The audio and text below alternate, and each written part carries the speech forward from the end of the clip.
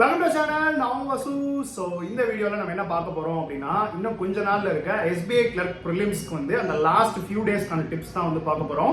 So video பார்த்துட்டு எல்லாரும் வெறித்தனமாக வந்து படிச்சுட்டு இருப்பீங்கன்னு நம்புறேன். ஸோ நிறைய பேர் ரிலேட்டடாக டவுட்ஸுமே வந்து பார்த்தீங்கன்னா என்கிட்ட வந்து கேட்டிருந்தாங்க. சார் நாங்கள் வந்து பார்த்தீங்கன்னா மார்க்கில் ஸ்கோர் கம்மியாக வருது, இங்கிலீஷில் ஸ்கோர் கம்மியாக வருது, என்ன பண்ணுறது அப்படின்னு.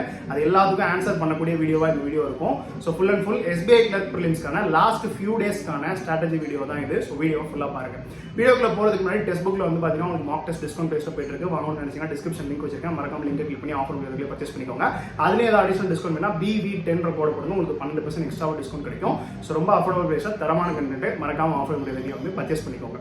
ஸோ ஃபர்ஸ்ட் வந்து எஸ்பிஐ கிளர்க் வந்து 22nd உங்களுக்கு எக்ஸாம் இருந்தாலும் சரி, 27th எக்ஸாம் இருந்தாலும் சரி, மார்ச் எக்ஸாம் இருந்தாலும் சரி, இன்னைக்கு இருந்து நீங்க பண்ண வேண்டியது என்ன அப்படின்னா வந்து ஃபுல் அண்ட் ஃபுல் ப்ரிலிம்ஸ்க்கான ப்ராக்டிஸ் மட்டும்தான் வந்து பண்ணணும். ப்ரிலிம்ஸ்க்கான மார்க் போடணும். அதுக்கப்புறம் வந்து பார்த்தீங்கன்னா ப்ரிலிம்ஸ்க்கான கொஸ்டின்ஸ் வந்து ஈஸி லெவல் கொஸ்டின்ஸ்லாம் வந்து சால்வ் பண்ணி பாருங்க.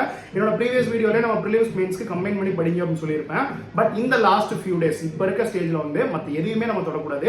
ஈவன் கரண்ட் அஃபேர்ஸையும் கூட ஸ்டாப் பண்ணுங்க. லாஸ்ட் ஒரு 5-6 டேஸ் எக்ஸாம் இருக்கிறது மாதிரி கரண்ட் அஃபேர்ஸையும் ஸ்டாப் பண்ணிட்டு முடிச்சதுக்கு அப்புறமா அந்த 5-6 டேஸ்க்கு ஒரே நாள் சேர்த்து படிச்சு அப்படியே நீங்க உங்க ரிவிஷன் வந்து பார்த்தீங்கன்னா கண்டினியூ பண்ணிக்கலாம். ஸோ நான் வந்து பார்த்தீங்கன்னா லாஸ்ட்டாக வந்து ப்ரிலிம்ஸ் பொறுப்பை தான் ஃபாலோ பண்ணுவேன். 10 நாள் முன்னாடி வேறு எதுவுமே தொட மாட்டேன். முழுக்க ப்ரிலிம்ஸ் அப்படின்ற மாதிரி ப்ரிலிம்ஸ் மட்டும் தான் வந்து ஃபோக்கஸ் பண்ணுவேன். கரண்ட் அஃபேர்ஸ் கூட வந்து ஸ்டாப் பண்ணி வச்சிருப்பேன். நீங்களும் அதே வந்து பண்ணுங்க. ஏன்னா அந்த ஃப்ளோ நமக்கு வந்து ஹெல்ப் பண்ணும். ஸோ ஈஸி லெவல் கொஸ்டின்ஸ் தான் சால்வ் பண்றப்போ அதே ஃப்ளோவில் வந்து அந்த ஈஸியான லாஜிக் யோசிக்கிறது, ஒரு பசல்லாம் ஈஸி லாஜிக், நம்பர் சீரிஸ்லாம் ஈஸி லாஜிக் அப்படின்ற மாதிரி யோசிச்சு அந்த ஃப்ளோ நமக்கு வந்து இருக்கும். அந்த லாஸ்ட் 10 நாள் வந்து முழுக்க ப்ரிலிம்ஸை மட்டும் ஃபோக்கஸ் பண்றது மூலமா. ஸோ அதனால அதை மட்டும் வந்து ஃபோக்கஸ் பண்ணிக்கோங்க. அதே மாதிரி மார்க்ஸை வந்து ஓவர் டூ பண்ணாதீங்க. நிறைய பேர் என்ன பண்ணுவாங்க, ஈவன் நானுமே ஸ்டார்டிங் வந்து தப்பு பண்ணுவேன். மார்க் மட்டும் தானே போடுறோம்னு சொல்லிட்டு ஒரு நாளைக்கு 8 மார்க் 10 மார்க் போட்டுட்டு இருப்பேன். அந்த மாதிரி வந்து போடாதீங்க. மேக்ஸிமம் வந்து 2 இல்லைன்னா அதிகபட்சம் போனால் ஒரு 3 மார்க்கை தாண்டி வந்து போடாதீங்க. மிச்சம் நிறைய கொஸ்டின்ஸ் வந்து சால்வ் பண்ணுங்க. நிறைய பசில்ஸ் போடுங்க. அதுக்கப்புறம் நிறைய நம்பர் சீரியஸ், அரித்மெட்டிக் அந்த மாதிரி கொஸ்டின்ஸ் வந்து சால்வ் பண்ணுங்க. மேக்ஸிமம் 3 மார்க் வந்து பாத்தீங்கன்னா தாண்டி வந்து போகாதீங்க. ஏன்னா அது ஓவர் டூ பண்றப்போ அதுவுமே நம்ம சைக்கலாஜிக்கலா அஃபெக்ட் பண்ணும். ஒரு சில மார்க் ஸ்கோர் கம்மியா வரும், அந்த மாதிரி வரும் இல்லையா. ஸோ இந்த லாஸ்ட் ஃபியூ டேஸ்க்கு வந்து கொஞ்சம் ஈஸி லெவல் மார்க்ஸே எடுங்க. ரொம்ப கஷ்டமான சைட்ஸ் பேர்லாம் மென்ஷன் பண்ண விரும்பல. அந்த மாதிரி மார்க் வந்து எடுக்காதீங்க. ரியல் எக்ஸாம் அந்த மாதிரி வரப்போது கிடையாது. மெமரி பேஸ்ட் கொஸ்டின்ஸ் அப்படின்ற நிறைய வந்துருக்கும். ஸோ அந்த மெமரி பேஸ்ட் கொஸ்டின்ஸ் வந்து முழுக்க வந்து ஃபோக்கஸ் பண்ணி போடுங்க. அதுதான் ரியல் எக்ஸாம் லெவல். இப்போ நிறைய பேர் என்ன சொல்றாங்க, சார் மார்க்ல வந்து ஸ்கோர் கம்மியாக வருது சார், எனக்கு என்ன பண்றதுன்னு தெரியல அப்படின்னு. ஸோ நீங்க போடுற எல்லா மார்க்குமே எக்ஸாம் லெவலோட கொஞ்சம் ஹையாக தான் வந்து இருக்கும். ரியல் எக்ஸாம் உங்களுக்கு ரொம்ப ஈஸியாக இருக்கும். அதனால தான் மெமரி பேஸ்ட் பேப்பர் உங்களுக்கு பார்க்க சொல்றேன். மெமரி பேஸ்ட் பேப்பர் வந்து பார்த்தீங்கன்னா பாருங்க, அந்த லெவல் தான் ரியல் எக்ஸாம் இருக்குதுன்றப்போ ரொம்ப வந்து பேனிக் ஆக வேண்டிய தேவையில்லை. ஈஸி லெவலாக இருக்க மார்க்ஸை வந்து போடுங்க. ரியல் எக்ஸாம் லெவலில் இருக்க அந்த மெமரி பேஸ்ட் கொஸ்டின்ஸ் வந்து போடுங்க. மிச்ச டைம்ல என்ன பண்ணலாம்னா, நீங்க ஒரு செக்ஷன்ல வீக்கா இருக்கீங்க, எனக்கு எக்ஸாம்பிள் குவான்ஸ் வராது, ரீசனிங் வராதுன்னா அதுக்கான கொஸ்டின்ஸை சால்வ் பண்ணுங்க. செக்ஷனல் டெஸ்ட் இருக்கும். ஸோ நீங்க எந்த செக்ஷன்ல வீக்கா இருக்கீங்களோ அந்த செக்ஷன்ல செக்ஷனல் டெஸ்ட் வந்து இருங்க. ஏன்னா வந்து நான் ஒரு இதில் வந்து மாஸ் இந்த ரீசனிங் எனக்கு வராது, இங்கிலீஷ் எனக்கு வராது, நான் எஸ்பிஐ கிளர்க் கிளியர் பண்ண முடியுமான்னு கேட்டால் கண்டிப்பாக வந்து முடியாது. இதில் வந்து செக்ஷனல் கட் ஆஃப் கிடையாது. பட் இருந்தாலும் வந்து பார்த்தீங்கன்னா உங்களுக்கு வந்து எல்லா செக்ஷன்லையும் ஓரளவு ஸ்கோர் பண்ணாதான் ஈக்குவலாக வந்து பார்த்தீங்கன்னா ஃபைனலாக வந்து அந்த கட் ஆஃப் ரீச் பண்ண மாதிரி வச்சிருப்பாங்க. ஒரு 60 மார்க் கிட்ட நீங்கள் எடுக்கணும்னா ஒரு செக்ஷனை ரொம்ப ஈஸியாக கொடுத்துட மாட்டாங்க. 3 செக்ஷன்லையும் ஓரளவு ஆவரேஜாக இருக்கிறப்போ எல்லா செக்ஷன்லையும் ஓரளவு நம்ம வந்து நல்லா பெர்ஃபார்ம் பண்ணோம்னா தான் அந்த 60 அப்படின்ற கட் ஆஃப் மார்க் வந்து ரீச் பண்ண முடியும். அதுக்கப்புறம் நிறைய பேர் கேட்டது வந்து எவ்வளோ அட்டெம்ப்ட் சார் போடணும் அப்படின்ற மாதிரி வந்து கேட்டாங்க. ஸோ அதை வந்து நீங்கள் இவ்வளோ அட்டெம்ப்ட் தான் போகணும் ப்ரீ டிஃபைன்டாக எக்ஸாம் போகிறதுக்கு முன்னாடியே ஃபிக்ஸ் பண்ணிட்டு வந்து தயவு செஞ்சு வந்து போகாதீங்க. அந்த மாதிரி போனீங்கன்னா அந்த ப்ரெஷர்லேயே வந்து பார்த்தீங்கன்னா நீங்கள் நிறைய வந்து கொஸ்டின்ஸ் வந்து விட்டுட்டு வரதுக்கு சான்ஸ் இருக்குது. உங்களை வந்து பார்த்தீங்கன்னா ஃபுல்லாக ஃபோக்கஸ்டாக வந்து யோசிக்க முடியாது. ஸோ அந்த டிஃபிகல்ட்டிக்கு எவ்வளோ பண்ண முடியும் அப்படின்றத வந்து பார்த்து அதுக்கேற்ற மாதிரி அட்டன் பண்ணுங்க. மேபி நமக்கு வந்து எக்ஸாம் ஸ்லாட் கஷ்டமாக இருந்தாலும் நார்மலைசேஷனில் நமக்கு வந்து மார்க் போடும். ஸோ அக்யூரசி தான் நமக்கு வந்து மேட்ரு. அக்யூரசியை நம்ம பக்காவாக மெயின்டைன் பண்ணுற பட்சத்தில் எவ்வளோ கஷ்டமான ஸ்லாட் ஆகும் நார்மலைசேஷன் நம்மளை வந்து தூக்கிடும். ரீசெண்டாக நடந்த PO மெயின்ஸ்லாம் கூட பார்த்துருப்பீங்க, தாறுமாறான நார்மலைசேஷன் நடந்திருக்கு. ஸோ அதனால் நார்மலைசேஷன் நமக்கு வந்து கண்டிப்பாக வந்து ஹெல்ப் பண்ணும். ஸோ ரொம்ப ஈஸியாக வந்தால் நம்ம நிறையா போட்டுடலாம். ரொம்ப கஷ்டமாக வந்தாலும் அக்யூரசி மெயின்டைன் பண்ணுற பட்சத்தில் அந்த ஈஸியான ஸ்லாட்டில் இருக்கவங்க கூட காம்பன்சேட் பண்ணி விட்டுருவாங்க நம்ம ஸ்கோரை போட்டு. அதனால் நமக்கு மோஸ்ட்லி வந்து நார்மலைசேஷன் எதில் ப்ராப்ளம் வரும்னா இங்கிலீஷில் தான் வந்து வரும். இங்கிலீஷில் தான் வந்து நார்மலைசேஷன் அக்யூரசி வந்து எதில் ப்ராப்ளம் வரும்னா இங்கிலீஷில் தான் வந்து வரும். ஏன்னா இங்கிலீஷில் தான் நம்ம நிறையா வந்து தப்பு பண்ணுவோம். நிறைய கெஸ் ஒர்க் பண்ணி வந்து பார்த்தீங்கன்னா அடிச்சு விட்டு வந்துடும். அந்த மாதிரி பண்ணாதீங்க. 100% கான்ஃபிடென்ட்டாக இருக்கிறது அடிங்க. கெஸ் ஒர்க்கு மோஸ்ட்லி வந்து ஒரு 4-5 கொஸ்டினை தாண்டி வந்து போடாதீங்க. 30 இங்கிலீஷ்ல போடணும் அப்படி மாதிரி போடாதீங்க.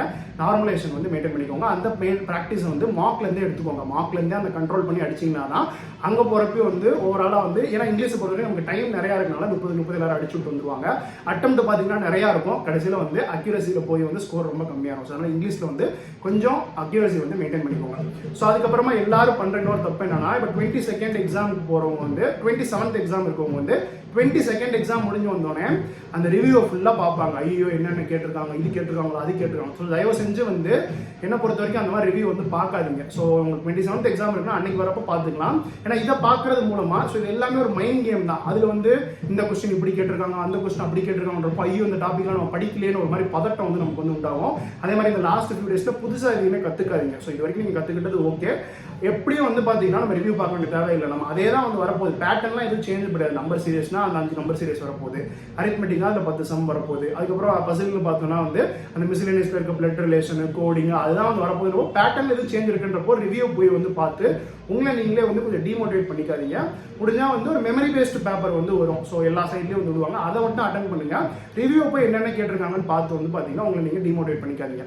நான் பார்க்குறப்பலாம் வந்து ஒரு 3வது ஸ்டார்ட் எக்ஸாம் இருக்கவங்க வந்து அந்த லைனில் நின்றுட்டே கூட அந்த ரிவ்யூ வந்து பார்த்துட்டு இருப்பாங்க. ஸோ அதுவும் வந்து பார்த்தீங்கன்னா எனக்கு கேட்டாலும் லாஸ்ட் மினிட்ல உள்ள போகிறப்போ உங்க டென்ஷன் படுத்தி ஒரு விஷயம் தான். முடிச்சுட்டு வந்ததுக்கப்புறம் நீங்கள் வந்து பார்த்துக்கோங்க. ஸ்டார்ட் முடிச்சுட்டு வந்தப்பறம் எப்படி இருக்குது அப்படின்றத வந்து பார்த்துக்கோங்க. அந்த மாதிரி பார்த்து வந்து லாஸ்ட் மினிட்ல பதட்டமாகி ஒரு பேனிக்கான அந்த மூணோட எக்ஸாம்பிள் வந்து போகாதீங்க. நான் மைண்ட் செட் தான் அங்கே வந்து மேட்டர். நம்ம நல்லா ஸ்ட்ராங்காக போயிருப்போம். ஏதோ ஒரு ரிவ்யூ லாஸ்ட்ல பார்த்துட்டு ஐயோ தெரியாது நமக்கு வந்துருச்சு. ஏன்னா அங்கே ரிவ்யூ கொடுக்குற யாருமே வந்து நம்ம லெவலில் இருப்பாங்கன்னு தெரியாது. ஸோ ஒரு சில பேர் வந்து எவ்வளோ கஷ்டமா இருந்தாலும் போட்டுருவான், அவன் எல்லாம் ஈஸின்னு சொல்லுவான். ஒரு சில பேர் வந்து எவ்வளோ ஈஸியாக இருந்தாலும் ஒரு பிகினராக இருப்பான், கஷ்டம்னு சொல்லுவான்றப்போ அவன் லெவலும் நம்ம லெவலும் சேமா அப்படின்றது தெரியாது. அதனால வந்து இந்த ரிவ்யூ வந்து மோஸ்ட்லி வந்து அவாய்ட் பண்ணுங்க, பார்க்காதீங்க. எக்ஸாம் முடிச்சுட்டு வந்து பார்த்துக்கோங்க. நான் சொன்ன மாதிரி மெமரி வேஸ்ட் பேப்பர் வந்து போட்டு பார்த்துக்கோங்க. ரிவ்யூவை பார்த்து வந்து உங்களை நீங்களே வந்து டிமோட்டிவேட் பண்ணிட்டு எக்ஸாமுக்கு போகாதீங்க. ஸோ அதே மாதிரி மார்க்ஸ் வந்து ஓவர் டூ பண்ணாதீங்க. ஒரு நாளைக்கு 3 மார்க்ன்ற மாதிரி வச்சுக்கிட்டு உங்களுக்கு வீக்கான செக்ஷன் எதாவது இருக்கும் அதில் வந்து பார்த்தீங்கன்னா ஃபுல் அண்ட் ஃபுல் ஃபோக்கஸ் பண்ணி நிறையா வந்து பார்த்தீங்கன்னா அதுக்கான செக்ஷனல் மார்க்கு கொஸ்டின் ப்ராக்டிசஸ் வந்து பண்ணுங்க. கண்டிப்பாக வந்து எக்ஸாம் அட்டெஸ்ட் வைக்கலாம். ஸோ SBI கிளர்க் ப்ரிலிம்ஸ் கொஞ்சம் வந்து பார்த்தீங்கன்னா நீங்கள் எழுதின IBPS கிளர்க் ப்ரிலிம்ஸ் இதோட கொஞ்சம் ஒரு லெவல் அதிகமாக தான் வந்து இருக்கும். ஸோ அதனால நான் சொன்ன மாதிரி இங்கிலீஷில் அக்யூரசி மெயின்டைன் பண்ணிக்கோங்க. ரீசனிங் குவான்ஸில் வந்து பார்த்தீங்கன்னா நல்லா செலக்டிவாக கொஸ்டின் செலெக்ஷனுக்கு வந்து மெயின் இம்பார்ட்டன்ஸ் வந்து கொடுங்க. கரெக்டான கொஸ்டின் ஃபர்ஸ்ட் ஒரு 2-3 மினிட்ஸ் கூட வந்து எடுத்துட்டு கரெக்டான கொஸ்டின் செலக்ட் பண்ணி அதுக்கப்புறம் அப்ரோச் பண்ண ஆரம்பிங்க. கண்டிப்பாக வந்து சூப்பரான அட்டம் கொடுத்து வந்துடலாம். இன்னொரு விஷயம் மெயினா போறதுக்கு முன்னாடியே வந்து நான் இவ்வளோ போடணும் அவ்வளோ போடணும், போன வருஷம் இவ்வளோ கட் ஆஃப் வந்திருக்கு. ஸோ இதனால தான் வந்து அந்த ப்ரீவியஸ் ஸ்லாட்ஸ்லாம் பார்க்க வேணாம்னு சொல்றேன். ஏன்னா ப்ரீவியஸ் ஸ்லாட்ல வந்து 65-70 போட்டிருக்காங்க, நம்மள 70 போடணும் அப்படின்ற ஒரு மைண்ட் செட்லேயே நம்ம உள்ள போவோம். அது மாதிரி வந்து போறதுக்கு முன்னாடி இவ்வளோ போடணும் அவ்வளோ போடணும் போறீங்க. அந்த டிஃபிகல்ட்டியும் உங்க பெஸ்ட்டை கொடுத்துட்டு வரணும் அப்படின்ற மாதிரி மைண்ட் செட்டோட வந்து உள்ள போங்க. கண்டிப்பாக வந்து எக்ஸாம் வந்து சூப்பராக பண்ணுவீங்க. ஸோ எக்ஸாம் முடிச்சுட்டு வந்து பார்த்தீங்கன்னா வீடியோட ஸ்டார்டிங் நான் இன்ஸ்டாகிராம் ஐடி கொடுத்தேன். அதில் வந்து உங்களோட ஃபீட்பேக் வந்து சொல்லுங்க. ஸோ இன்னொரு வீடியோ எடுத்துட்டு வந்து இதே மாதிரி இன்னொரு வீடியோ எடுத்துட்டு வந்து அவங்க வந்து வெயிட் பண்ணுறேன். நன்றி.